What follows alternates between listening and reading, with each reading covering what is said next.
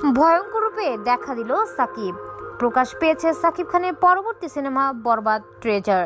1 minute 44 সেকেন্ডের ট্রেজারে এই ভিডিওটি সামাজিক যোগাযোগ মাধ্যমে সাকিব খানের শেয়ার দিয়েছেন, যেখানে তার ভয়ঙ্কর রূপ দেখা গেছে। ট্রেজারের শুরুতে মিশার উদ্দেশ্যে বলতে শোনা যায়, আমার মা হয়ে লজ্জা হয়, আর তোমার ছেলের বাবা হয়ে এতটুকু লজ্জা হয় না।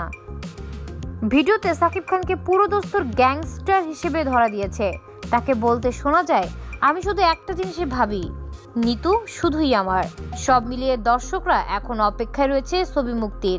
মেহেদী হাসান হৃদয় পরিচালিত এই ছবিটি আগামী ঈদে বক্স অফিসে মুক্তি পাবে।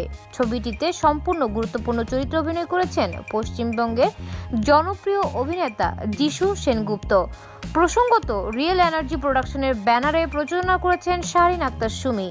18 কোটি টাকার প্রযোজনা বাজেটে নির্মিত এই ছবিটি বাংলাদেশি চলচ্চিত্রগুলোর মধ্যে সবচেয়ে ব্যয়বহুল। সানিয়া আজমা, রেডিও শহর।